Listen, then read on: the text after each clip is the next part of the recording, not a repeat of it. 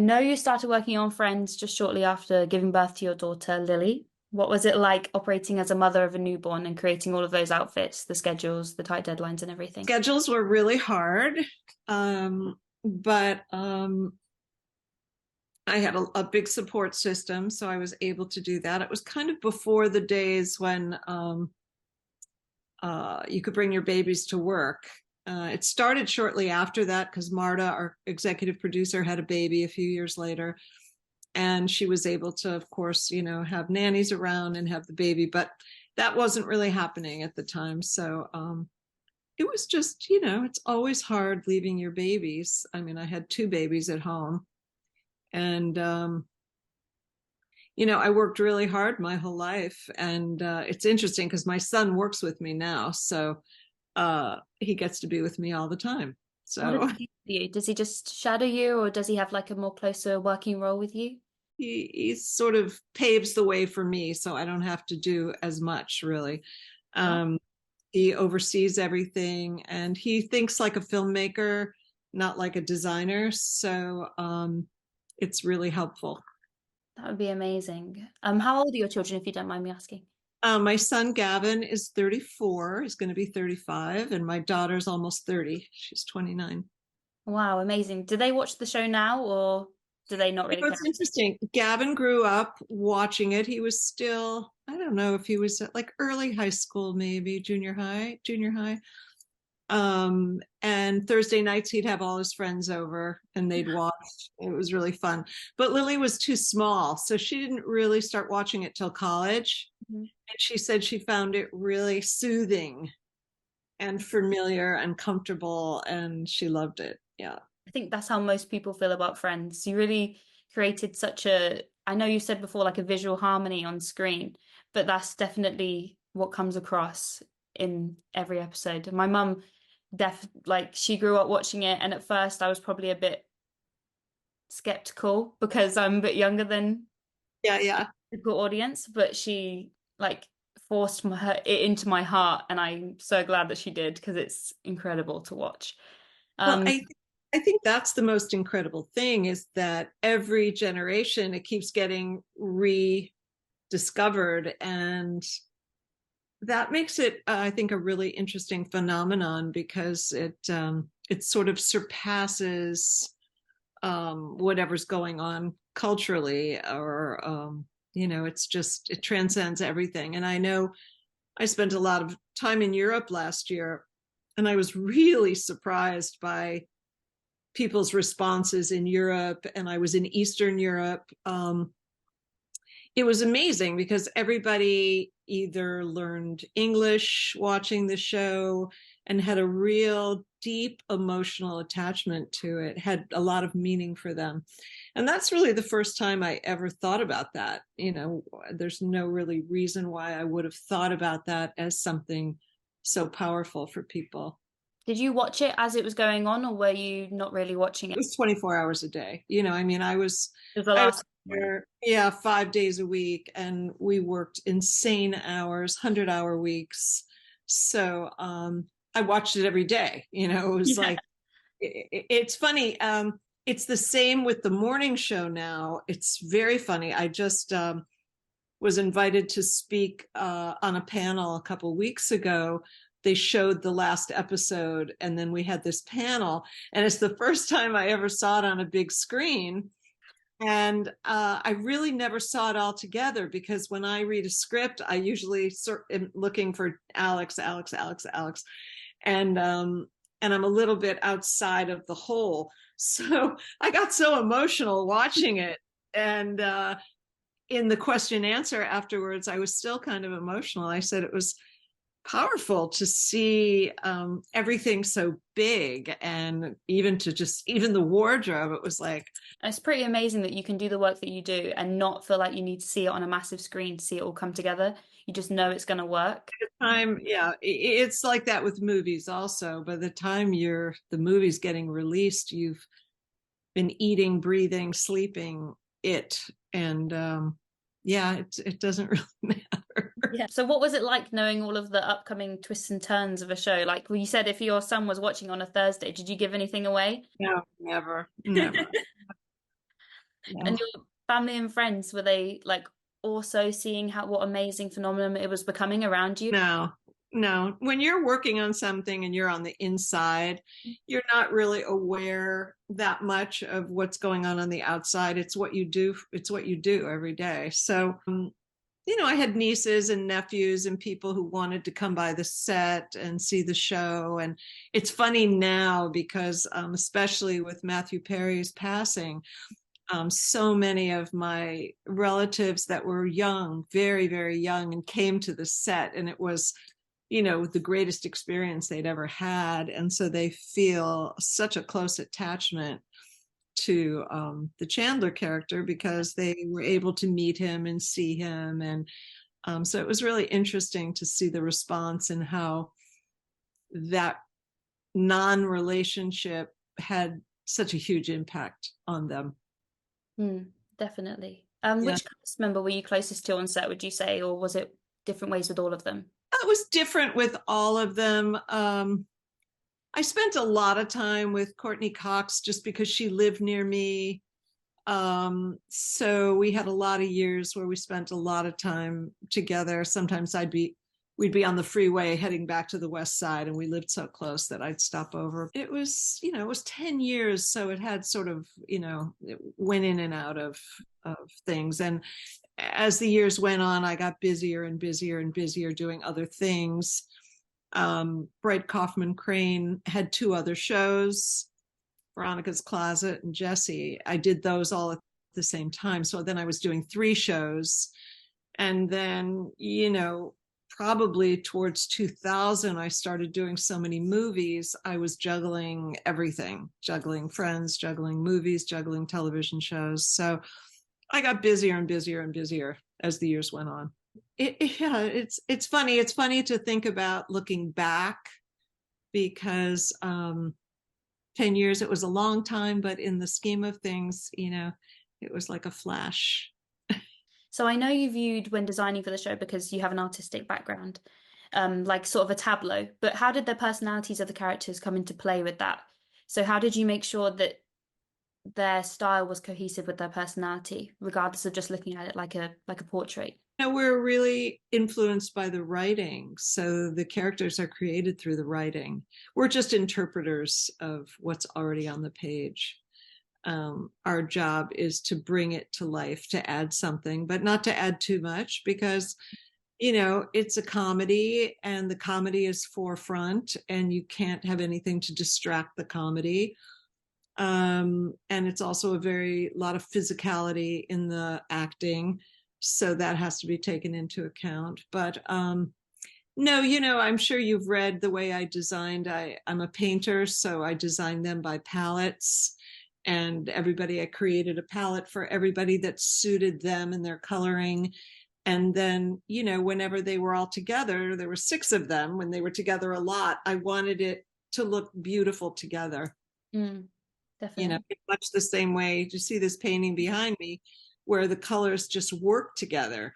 So I wanted every time we were looking at this television set for those colors and that grouping to just look beautiful. So more important than the fashion to me was how the tableau looked. Did you have any difficulty with working with the color purple as the main background for the apartment, or was it just a fun difference for you? So I always had to take that into consideration. But the funny thing is, if you look at the color of my couch and the color of most things that I love, this eggplant purple color, it goes beautifully with other colors. So for things like guest stars where you sort of didn't get to know the characters as quickly as, well, with as long time as you might have done the originals, how were you crafting their personalities into the clothes that you were putting them in?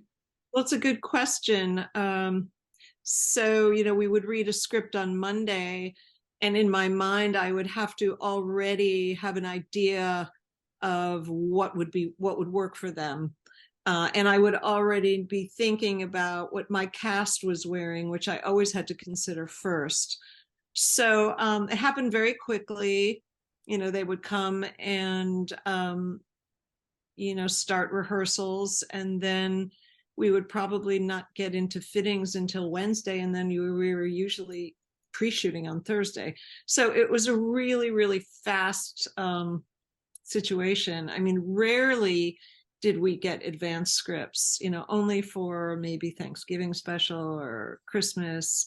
But for the most part, it was just that Monday morning, it was like, get ready, get set, and go. Did you work in a big team or was it more personal, small, close knit?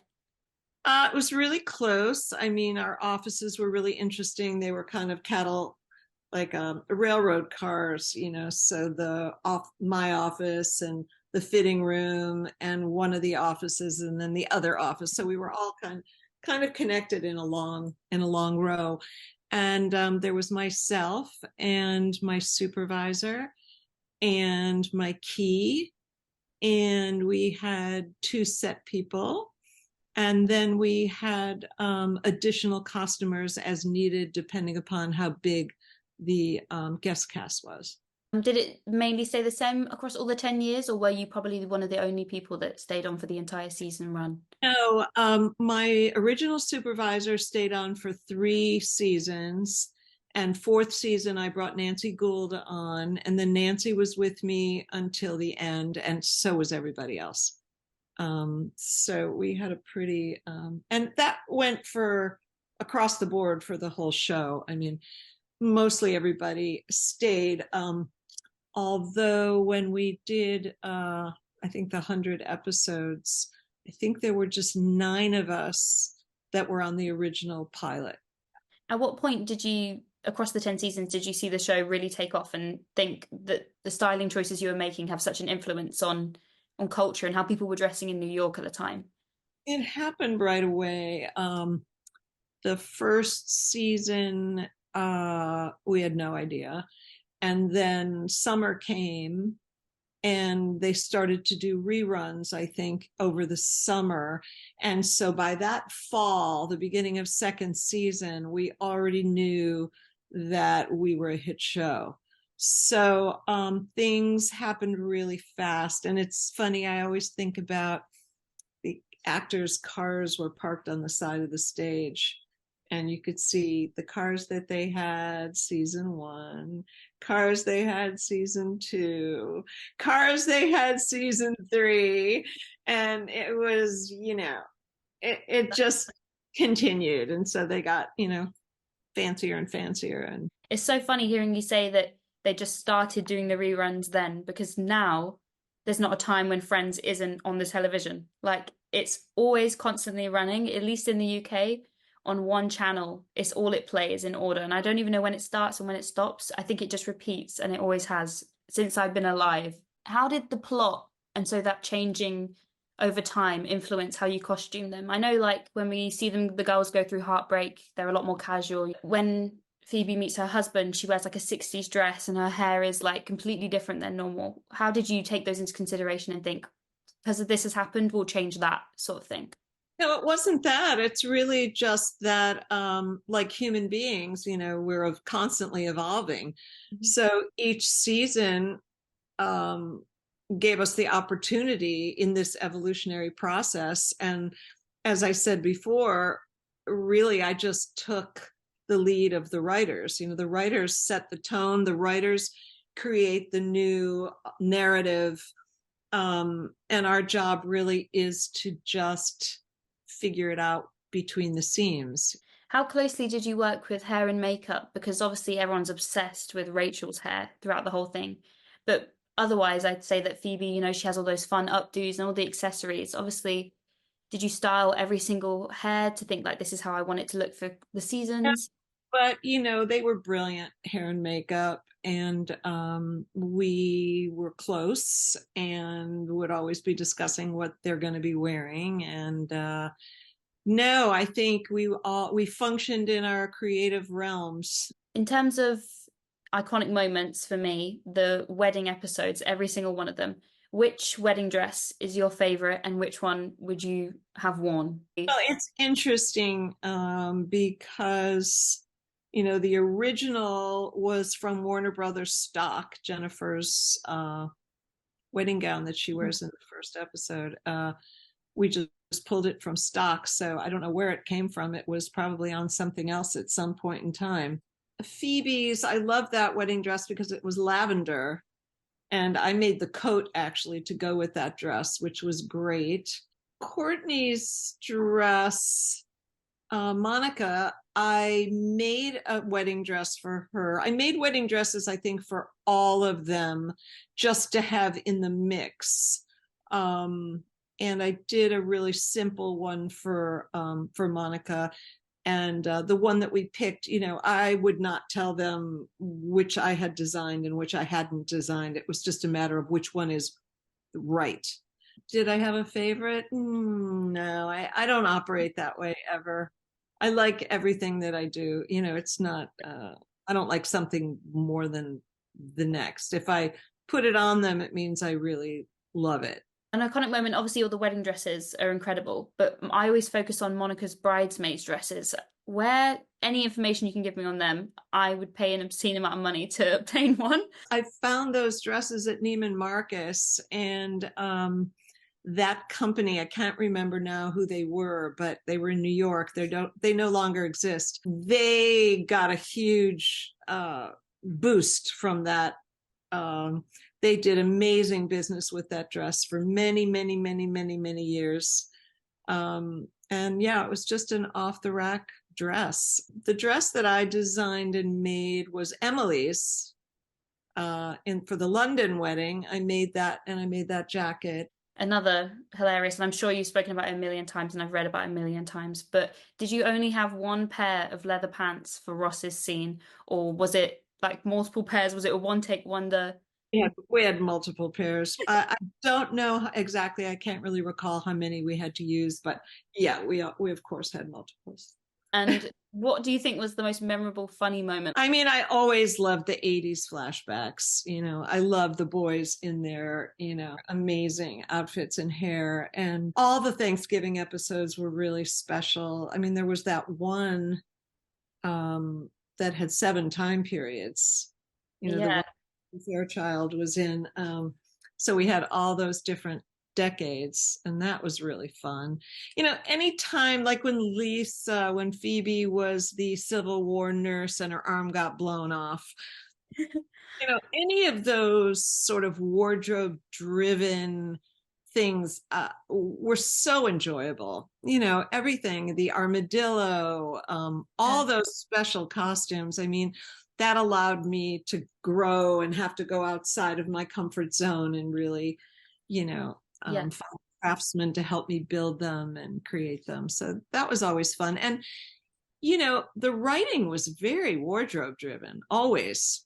And I don't know if it's because we were friends with the writers or what, but they were always having wardrobe jokes. So that was fun for us. In terms of like family fashion choices, I know that you said before that Chandler's fashion was very influenced by your dad's fashion in the 1940s. Was there anywhere else that you sort of took from your familiar like lifestyle, and why Chandler for your dad's influence? I was a hippie for a long time in my life. I graduated high school in 1970 and I moved up into the mountains, and I loved flowing fabrics. I made a lot of my own clothes in those days. And so Phoebe was really like a flashback for me, of the bohemian woman. And, that look comes and goes in every couple of years. That becomes a big fashion statement. So Did you design any of her jewelry? Because I know that she had a lot of chunky like statement pieces. did. I was a jewelry designer for a long time prior to doing this. And so we had boxes and boxes of my jewelry at the studio, and a lot of big chunky pieces. I used a lot of it on Maggie Wheeler, who played Janice, because it was pretty bold. But because I had been a jewelry designer, I was very tuned in to other jewelry designers, friends of mine, and people all over the world. And so I was always getting really unique pieces. And I wanted to support everybody who was doing it, because what happened in the 90s is, jewelry disappeared. So if you notice on the other characters, there's very little jewelry. This is one of my pieces from the early 80s. So, jewelry kind of disappeared. The Phoebe character gave me the opportunity to still create jewelry things because, in the marketplace, it was all minimal, tiny little pieces. Definitely. I'm sure you had loads of big designers knocking on your door to be in the show, and you've said before that you didn't want to take them and not alter them. Why was it so important that you alter every piece that you were given? I just wanted the pieces to be right for the characters. I didn't want the pieces to just be right for the designer. Did any of them ever turn it down when you said that you would change it? Well, I bought everything. I didn't take things. Anything? No, we didn't. I didn't want that because I didn't want anyone to have control of my design. The only time we worked with Ralph Lauren um, when Rachel worked at Ralph Lauren, and so we got some pieces from them, and of course got discounts. But yeah, I'm the designer, so I wasn't really interested in anybody controlling that narrative. So I know a common comment you must get is how easily you could just drop any of the characters into a modern day thing, and that was never your intention, really. You just do what you do, and then it happens to be like that. But say if you were given a similar brief for a show just like Friends, but if it was released now, do you think that you would dress these characters differently? Well, I would definitely dress them differently. I think what I love about fashion today is um, how there's no like men's clothes and women's clothes. The gender, it's an overlapping gender. I love that gender neutral look, even though we did a bit of that also, but the guys looked like guys, in a very stereotypical way. I don't know that I would approach it that way now. I might be a little more creative in that world if it fit with who the characters are. I mean, if they work in a bank and they work in corporate world, they're going to look like they work in a bank in a corporate world. But and in many ways, like if you look at the background, I mean, unfortunately, if you look at the news and you look at background, I mean, people look the same everywhere and they look the same all over the world, which is the sad thing. It used to be that if you were doing something Parisian or you were doing something Russian and you were doing young people, they would all look different. They would all have a different flair.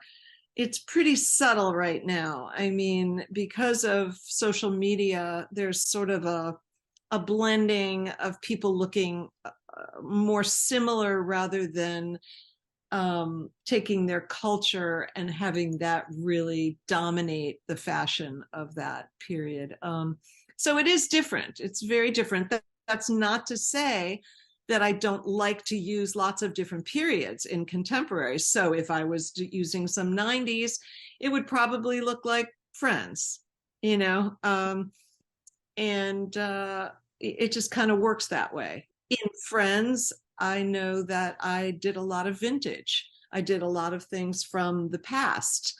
I did a lot of, Jennifer and Rachel with her capris and her little tied tops. And, so I took a lot of signals from the 40s and the 50s and the 60s and the 70s and integrated that. I know you didn't really dress them in jeans because you hated jeans because you felt like no one in New York was wearing them at the time. Do you yourself like wearing jeans? And what is an alternative for you? I've never worn jeans. I don't wear jeans. In fact, when I do, if I went to Patagonia last Christmas with my family. And so I got a couple pair of jeans because we were going to be horseback riding. And yeah, I never wore them. And so recently I saw them in the closet and I put them on and I put a white t-shirt on and a black blazer and I took a selfie and sent it to my daughter. And I was just like, see, I can do this. And she just thought that was the funniest thing. Like literally when people see me, if they see me in jeans, I remember once I was working on Friends. This is great. And I was going to Northern Canada to visit my children at camp. And I had to get appropriate clothing to go up into the North Woods. And so Nancy Gould was my supervisor. And I went shopping and I brought the clothes back. And I'm from Ohio originally, and so is she. And she literally was on the floor laughing so hard every time I'd put on these outfits. Like if I put on a t-shirt and a pair of cargo pants, she thought it was the funniest thing in the world. And she said, okay, I get it now. She said, it's like it turns you right into someone from Ohio. And I was like, I know, I know. I've been fighting against it my whole life. So I think that's probably why I don't wear those kind of clothes. Is it just for like a you thing, do you think, or do you think that everyone should go off of jeans? No, no, no. I think jeans are fine. I think I love the way my daughter looks in jeans. I think people look great. I'll tell you one trend that I hated is the ripped jeans. I hate the ripped jeans. I mean, when I was a hippie, I had ripped jeans, but I had ripped jeans because they were ripped. Hmm. I didn't have You ripped ripped the because I jeans. wore them to rip them. I found that fashion so weird, and to see like grown women in their 60s in ripped jeans, wealthy women in ripped jeans and sneakers. I'm sorry, I didn't buy that trend. What sort of style do you like to wear today? I'm very physical, so I usually have, like, I worked out this morning, so I usually have stretch pants on, and you know, I spend a lot of time in workout gear, and it's always black. And I mostly wear black and white. I have black and white nails. I'm just black and white, and that wasn't always the case. When I was doing Friends, I had a store. I had a store from probably 1995 to 2005. And I created all the designs in the store. But it was very colorful, really colorful. Pinks, greens, turquoise, orange. And I made all my own clothes. So I wore a lot of those clothes in those days. And then I think when I turned 50, um, I just I don't didn't like all the attention when you wear color. People are like, "Oh, I love that. Oh, I love that. Oh, that's such a great color." And I was just like, I just wanted to be a blank, slate. I just didn't want to talk about. It's what I do for a living. I didn't want to talk about how I looked in my clothes, and I just started wearing black, and that works. So Although my son says to me a lot, he'll be like, Mom, what about when you have grandchildren? Are you going to wear color then? Because they're going to love the color. I said, we'll discuss it at the time.